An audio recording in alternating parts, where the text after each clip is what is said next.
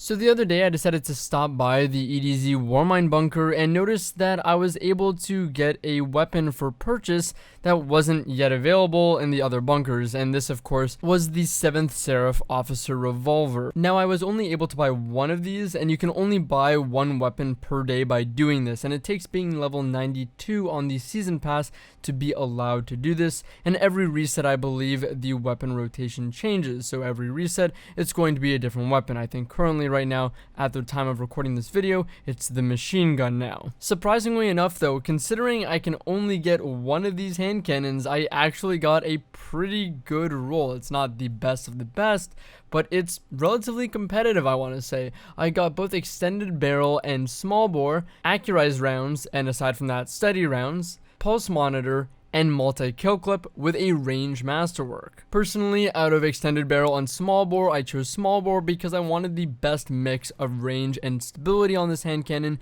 and I'll tell you, I know that this is a precision hand cannon and it doesn't really need stability for recoil, but I'll mention why stability is important in just a minute. I also prioritize the flat range boost of accurized rounds over the stability boost of steady rounds. So on my roll, this gives me a stat total of 60 range, 63 stability, 37 handling, 54 reload speed, and 68 aim assist. I think this is actually a pretty competitive group of stats, especially compared to a lot of the other 180 RPM hand cannons or precision hand cannons that are currently in the loot pool. I think what makes the Seraph Officer Revolver really special is the fact that it does have a group of pretty competitive stats, maybe not the best stats, but maybe the best perk pool that we've seen in combination with those stats available on a 180 RPM hand cannon. I tried to take a look at the best possible perks and stats available on this weapon, and I wanted to prioritize range while giving the best overall stat package possible. And to do that, I think a lot of the time you're going to want hammer forged and accurized rounds, as those two perks just give a flat plus 10 to range without any sort of downside to them. So hammer forged and accurized will total just a flat plus 20 range. With those two perks and what I believe is the best masterwork, which would be a range masterwork, you'd be able to get 65 range, 57 stability, 37 handling, 54 reload, and of course your 68 aim assist. Now there's a few reasons of why I prioritize the stats that I do on these hand cannons, that I'm still trying to preserve the best mix of range and stability, but prioritizing range a little bit more. The precision frame hand cannons all have this really unique thing where they have higher accuracy than other hand cannons. This of course does mean in-air accuracy, but it isn't limited to that. It also means that on the ground, when you're firing the weapon, it doesn't bloom out as much or as quickly. Using our knowledge of how accuracy works, we know that there's an accuracy cone and an aim assist cone, and typically when you start firing or when you're at initial accuracy before the first shot or at the first shot, your accuracy cone is going to be very, very tight and your aim assist cone is going to be pretty wide. The precision frame intrinsic bonus basically keeps the accuracy cone tighter after shooting, especially repeated shots, than it would stay on other hand cannon archetypes. The accuracy cone on precision hand cannon suffers less of a bloom effect or does not bloom out as much after each shot, and after repeated shots gets back to its resting position of initial accuracy much quicker than other hand cannon archetypes. And of course we know that getting a higher range stat is of course going to push out the maximum range of a weapon where you're getting the highest damage possible and not getting damage fall off.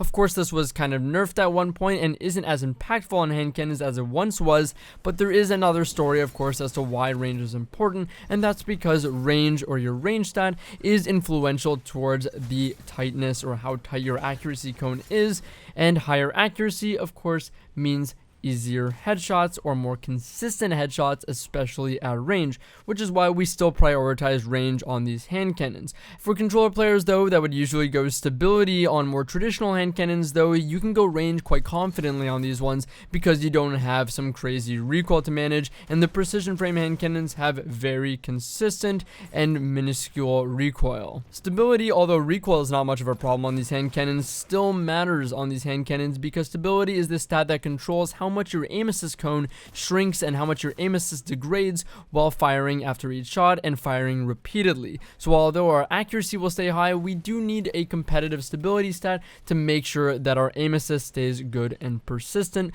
most of the time. And if we have a high range stat, and of course with our precision intrinsic accuracy bonus and we have a good or decent stability stat, we're going to get a really consistent feeling weapon that's going to get headshots the majority of the time. Now, although the stats on this weapon are very competitive, they aren't the highlight of the weapon. I did need to take the time to explain them, but now I want to talk about the more important thing about this weapon, its perk pool. I think the Officer Revolver's perk pool is truly what separates it from the other precision hand cannons. In its first slot, it has some pretty mediocre options overall, but one very outstanding option on hand cannons, and that's Firmly Planted. I've talked about Firmly Planted in the past on hand cannons, seeing that we got it first on the old fashioned, and it's an incredible perk. Of course, the recoil isn't going to change much on the 180 hand cannons, considering they already have very consistent and vertical recoil. That's not something that's going to change, but the accuracy is going to change. Considering that Firmly Planted gives you increased accuracy, and I assume that's going to stack with the inherent bonus of increased accuracy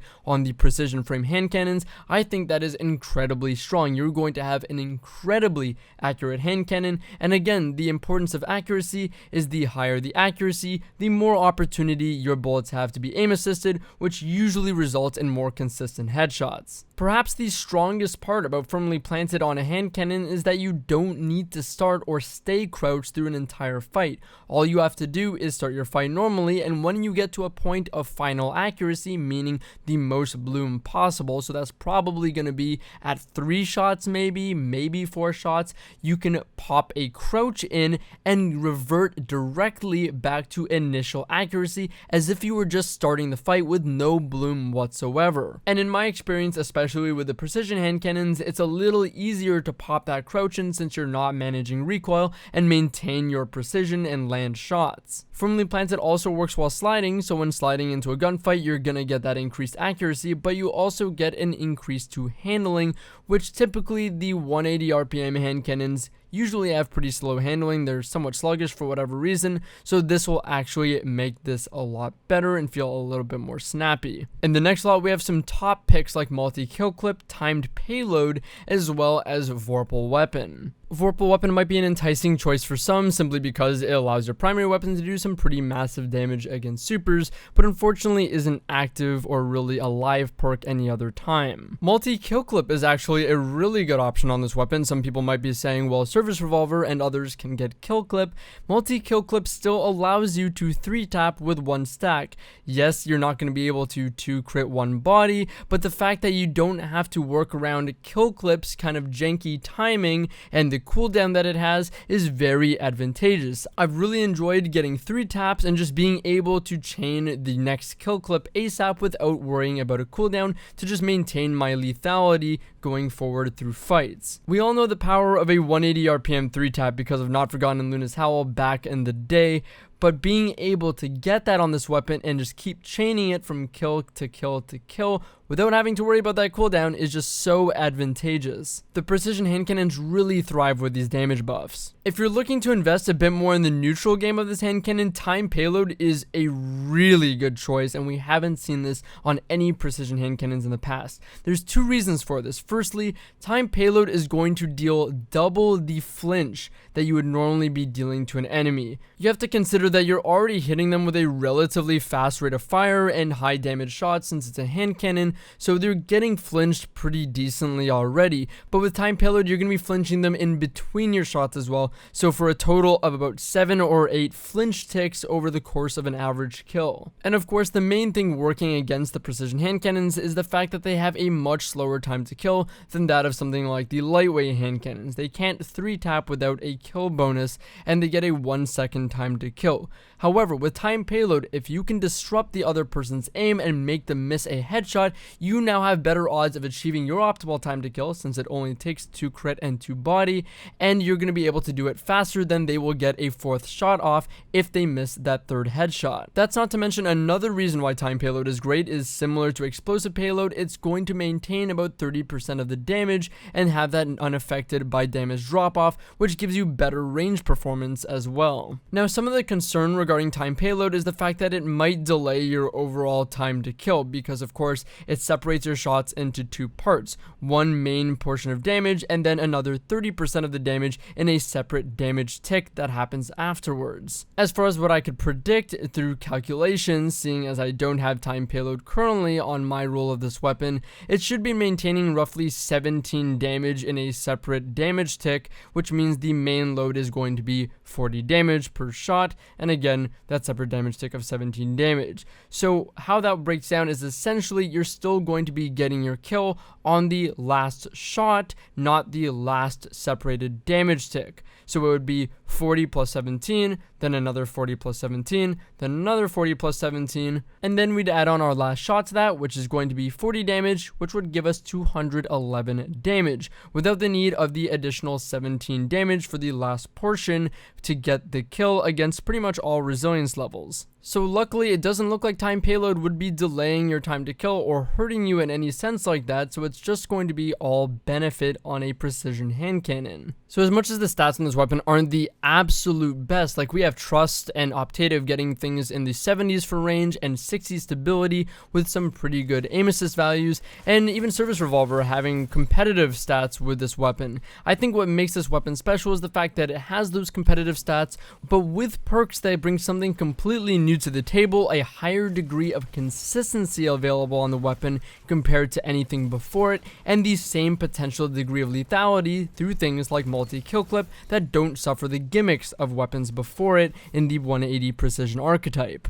So overall, I'm pretty excited about this hand cannon. It felt really good to use. I'm excited for the perks on it. I know that many people are thinking it's a 180. It's not the most competitive type of hand cannon, but I do think this weapon has some promise to it, and I'm excited to farm it. Anyways, if you guys like this video and you want to see more content like this, you can check me out on Twitch. I stream pretty frequently, twitch.tv/Drewskys. Link is in the description. I hope to see you there, and as always, thank you so much for watching. I'll see you in the next one. Take care.